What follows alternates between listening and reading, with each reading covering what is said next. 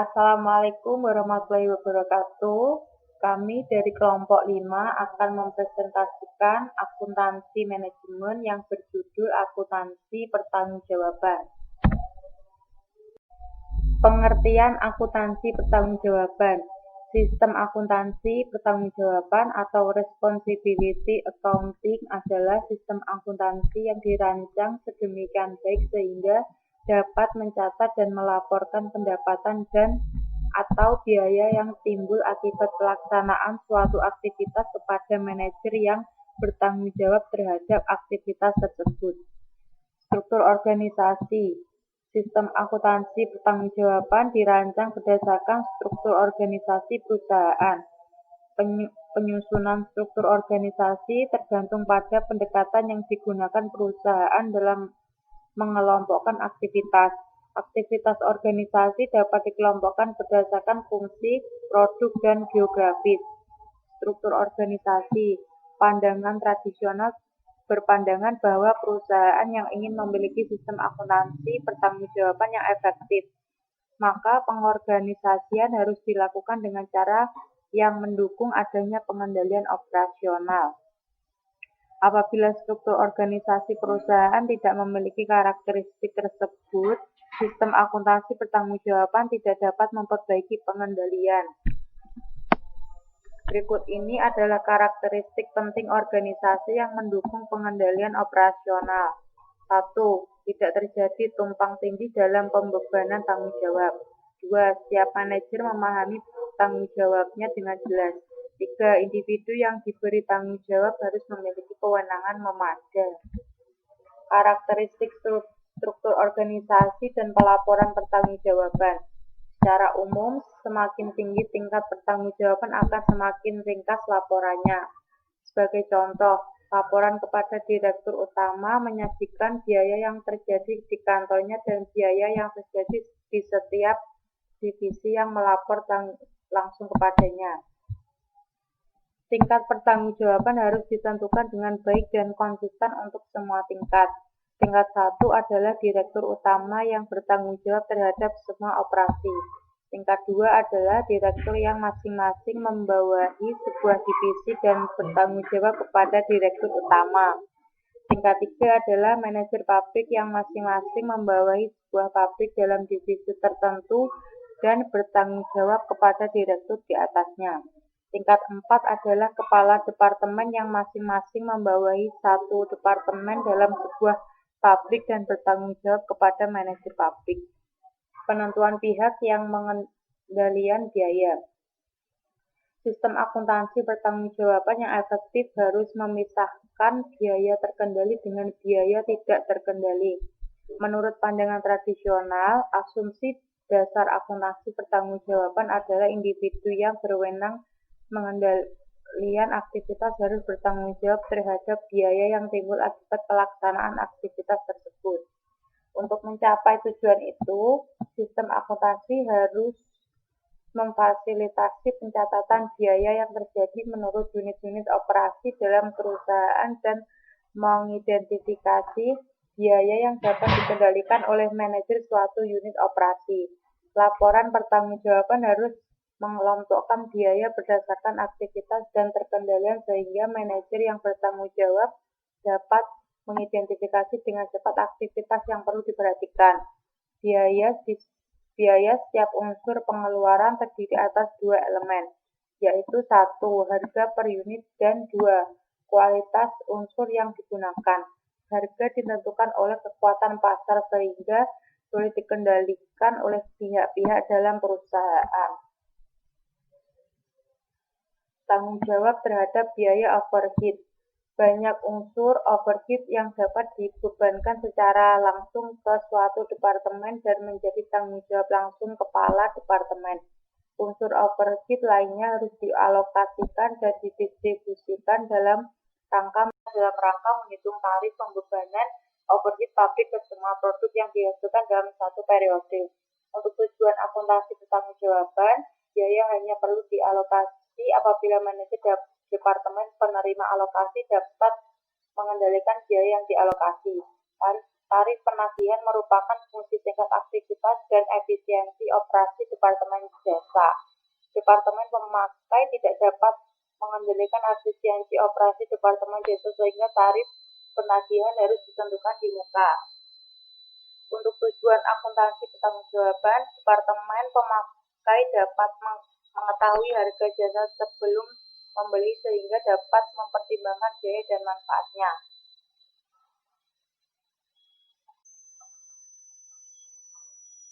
Langkah-langkah perhitungan tarif penagihan Departemen Jasa sama seperti langkah-langkah penentuan tarif pembebanan overhead pabrik yang ditentukan di muka. Perhitungan tarif penagihan Departemen Jasa disajikan sebagai berikut. 1. Mengestimasi atau menganggarkan biaya yang dapat ditelusuri langsung ke Departemen Jasa atau supervisi tenaga tidak langsung, pajak gaji karyawan, perlengkapan, depresiasi peralatan. 2. Mengalokasikan anggaran biaya bersama ke setiap departemen mandor pabrik, depresiasi bangunan, pajak bumi dan bangunan, asuransi utilitas. 3. Mengalokasikan anggaran biaya departemen jasa ke departemen lain.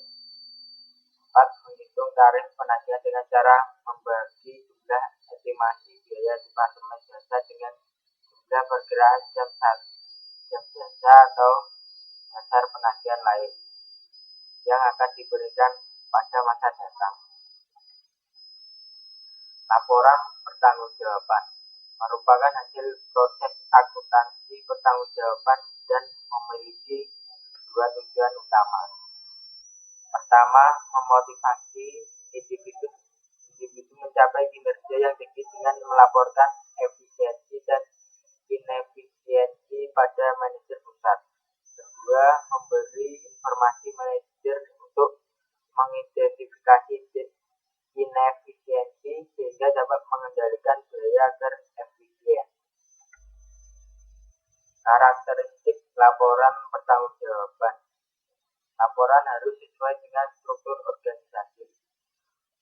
Laporan harus konsisten bentuk dan isinya siap diterbitkan. Ilustrasi laporan pertanggungjawaban. Merancang sistem akuntansi pertanggungjawaban. 2. Menemukan kelemahan struktur organisasinya. Kelemahan tersebut harus diperbaiki sebelum proses perancangan dilanjutkan. Ketiga, membuat daftar akun yang dapat digunakan untuk mengumpulkan data. Analisis penyimpanan data dan anggaran fleksibel. Penyusunan anggaran fleksibel penyimpangan pengeluaran atau spending varian adalah perbedaan antara biaya sesungguhnya dan biaya dianggarkan pada aktivitas sesungguhnya. Berikut rumus perhitungannya. Penyimpanan pengeluaran sama dengan biaya sesungguhnya dikurangi biaya dianggarkan pada aktivitas sesungguhnya. Yang kedua sama dengan biaya sesungguhnya dikurangi atau tarif tetap kali tingkat aktivitas dianggarkan tambah tarif variabel dikali tingkat aktivitas sesungguhnya.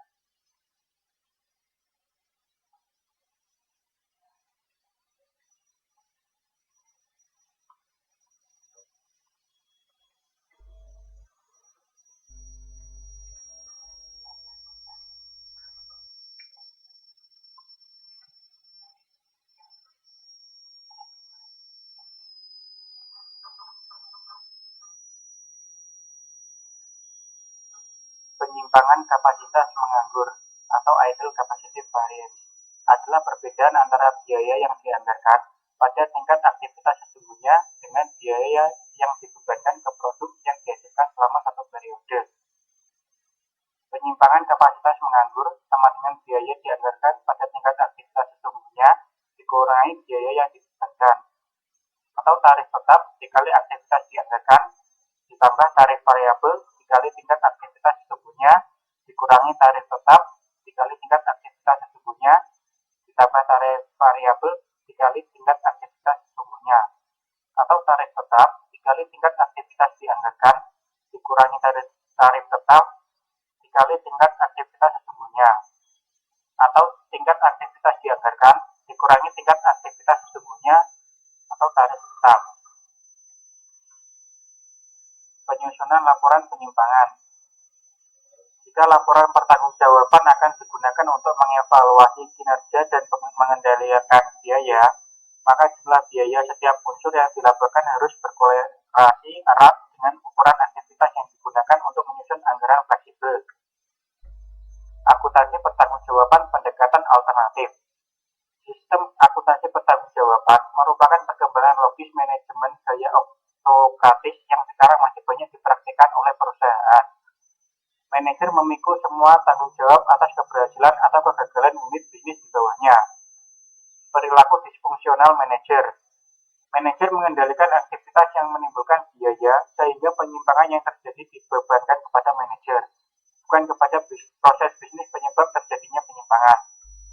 Kegunaan informasi bagi manajer.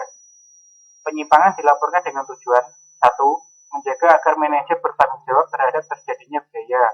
2. Memberikan informasi yang berguna bagi manajer pusat pertanggungjawaban dalam upaya mengendalikan aktivitas bisnis menjadi lebih efisien. Data pengendalian yang tersedia bagi manajer adalah data keuangan yang tidak mudah diinterpretasi oleh manajer tingkat operasi. Sebagian manajer tingkat operasi yang menerima laporan penyimpangan hanya memiliki sedikit pengetahuan mengenai akuntansi dan keuangan. Bagi mereka, laporan keuangan mungkin sulit untuk dipahami.